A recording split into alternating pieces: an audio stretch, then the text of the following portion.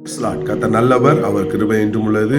உங்கள் எல்லாரையும் இயேசுவின் நாமத்தினால வாழ்த்துகிறேன். இந்த 6 மாதங்கள் கர்த்தர் நம்மளை கிருபையாய் பாதுகாத்து 7வது மாதத்துக்குள்ள பிரவேசிக்க பண்ணியிருக்கிற தேவனுக்கு மகிமையும் கனமும் உண்டாகட்டும். இந்த 7வது மாதத்தையும் ஆண்டவர் தம்முடைய கிருபையினாலும் இரக்கத்தினாலும் நம்மளை நிச்சயமாய் கடக்க பண்ணுவார். 6 மாதத்தை நம்ம எப்படி கடந்து வந்தோம் அப்படின்னு கேட்டீங்கன்னா, தேவனுடைய கிருபையும் இரக்கமும் நம்மளை கடந்து வர வச்சுது. அதே மாதிரி இந்த 7வது மாதத்தையும் நாம் கடந்து போவோம். நிச்சயமாய் தேவன் நம்மளை வழிநடத்துவார். இந்த 7ஆம் மாதத்துக்கென்று கர்த்தர் நமக்கு தரக்கூடிய ஒரு நல்ல வார்த்தை சங்கீதம் 85வது சங்கீதம் 12வது வசனத்தை படிச்சு பார்த்தீங்கன்னா, அதுல ஒரு வசனம் போட்டிருக்கும், கர்த்தர் நன்மையானதை தருவார், நம்முடைய தேசமும் தன் பலனை கொடுக்கும் என்று சொல்லி. கர்த்தர் நன்மையானதை தருவார். நன்மை யார்கிட்ட இருந்து வரும்னு கேட்டீங்கன்னா, தேவனிடத்துல இருந்து வரும். அதை தான் யாக்கோபுல அழகா சொல்வாரு, நன்மையான எந்த ஈவும் பூரணமான எந்த வரமும் சோதிகளின் பிதாவினிடத்திலிருந்து நமக்கு இறங்கி வருகிறது, பரத்திலிருந்து இறங்கி வருகிறது. அவர்தான் நன்மையை தருகிறவர். அப்படி இந்த ஜூலை மாதத்துல கர்த்தர் நம்முடைய வாழ்க்கையில, உங்களுடைய வாழ்க்கையில, உங்க குடும்பத்துல, தொழில, வேலையில, படிப்புல, எல்லா காரியத்திலையும் நன்மையானதை நிச்சயமாய் நீங்கள் எதிர்பார்த்திருக்கிற நன்மையை அவர் நிச்சயமாய் உங்க வாழ்க்கையில தந்து, உங்களுடைய அதாவது நீங்கள் வசிக்கிற இடத்துல, உங்களுடைய தொழிலா இருந்தாலும் சரி, எல்லா காரியத்திலையும் பலன் உண்டாக பண்ணுகிற தேவன் நிச்சயமாய் ஒரு பலனை காண பண்ணுவார். ஏன் அப்படின்னு கேட்டீங்கன்னா, இன்னொரு காரியத்தையும் உங்களுக்கு நான் சொல்றேன். தேவன் தான் நன்மையை தருகிறவர், தேவன் தான் தீமையை அனுமதிக்கிறவர். எப்போதுமே நம்முடைய வாழ்க்கையில நன்மை நடக்குன்னா நம்ம என்ன சொல்லுவோம்னா, தேவன் எனக்கு செய்திருக்கிறார் அப்படின்னு சொல்லுவோம். தீமை நடக்கு அப்படின்னு கேட்டீங்கன்னா, இது மனிதர்களால் வந்தது, பிசாசினால் வந்தது, அவங்களால வந்தது, இவங்களால வந்ததுன்னு சொல்லுவோம். ஒண்ணு புரிஞ்சுக்கோங்க, உங்க வாழ்க்கையில எந்த தீமைகள் இதுவரைக்கும் நடந்திருந்தாலும் அதை அனுமதித்தவர் தேவன். தேவ பிள்ளைகளுடைய வாழ்க்கையில நடக்கிற தீமைகளை தேவ அனுமதி இல்லாமல் அது நடக்கவே செய்யாது. ஏன்னா வேதத்துல யோபுடைய வாழ்க்கையில தீமைகளை பார்த்தோம்.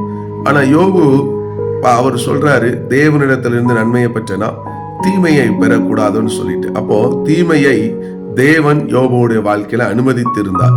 ஏன் இந்த தீமையை அனுமதித்திருந்தார்? யோபுடைய வாழ்க்கையில முந்தின நிலைமையை காட்டிலும் பிந்தின நிலைமை மகிமையாக மாற்ற வேண்டும்.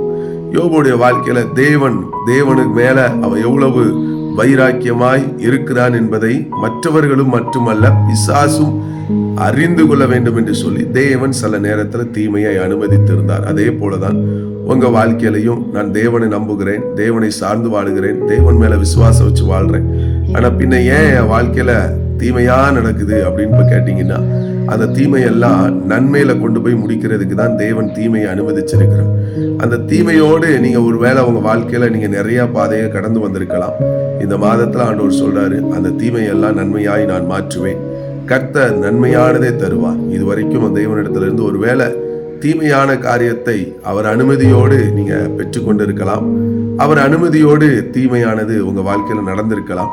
ஆண்டவர் இந்த மாதம் சொல்றாரு, இந்த ஜூலை மாதத்துல நான் உன் வாழ்க்கையில தீமையானதை நன்மையாய் மாற்றுவேன், அது மாத்திரமல்ல நன்மையானதை தருவார். அப்படிங்கிற மாதிரி இந்த மாதத்துல நீங்கள் தேவனிடத்திலிருந்து நன்மையை பெற்றுக்கொள்வீர்கள், நாம் பெற்றுக்கொள்வோம். நன்மையானதை அவர் நிச்சயமா நம்ம வாழ்க்கையில காண பண்ணுவார். எப்படி தீமையெல்லாம் பார்க்கும்போது எவ்வளவு கண்ணீர் வடிச்சோமோ, எவ்வளவு வேதனை இருந்ததோ, எவ்வளவு சோர்வு இருந்ததோ, இது எல்லாவற்றையும் கர்த்தர் மாற்றி இந்த மாதத்துல நன்மையானதை காண பண்ணுவார். நன்மையானதை காணும் போது உங்க இருதயம் எப்படி இருக்கும்? மகிழ்ச்சியா இருக்கும், சந்தோஷமா இருக்கும், அவ்வளவு ஆசீர்வாதமா இருக்கும்ல. அதே மாதிரி கர்த்தர் நன்மையானதை தருவார். அது மாத்திரமல்ல பலனை உண்டாக பண்ணுவார். உங்களுடைய விளைச்சலோ சரி, உங்களுடைய வருமானங்களோ சரி, இல்லைன்னா உங்களுடைய தொழிலா இருந்தாலும் சரி, எதுலனாலும் சில நேரத்துல சில பாதிப்பையும் நஷ்டத்தையும் பார்த்திருக்கலாம். ஆண்டவர் இந்த மாதம் அதை அப்படியே திருப்பி ரெட்டிப்பாய் உங்க வாழ்க்கையில திரும்ப பண்ணுவார். வேதத்துல யோபுடைய வாழ்க்கையில எல்லாவற்றையும் இழந்தாரு, ஆனா தேவன் அந்த சிறையிருப்பை திருப்பும் போது இழந்ததை ரெட்டிப்பாய் கொடுத்தது மாதிரி, ரெண்டத்தனையாய் திரும்ப கொடுத்த மாதிரி உங்க வாழ்க்கையிலையும் இழந்த காரியத்துல பலனுண்டாக பண்ணி ரெட்டிப்பாய் உங்க வாழ்க்கையில தருவார். அதனால சோர்ந்து போகாதீங்க. நிச்சயமா அந்த மாதத்தை கர்த்தர் நன்மையால் நிரப்புவார். அதே போல பலனை உண்டாக பண்ணுவார். இந்த மாதம் உங்க வாழ்க்கையில ஆசீர்வாதமாய் இருக்கட்டும் என்று சொல்லி நான் மனதார ஆசீர்வதிக்கிறேன். ஆமென்.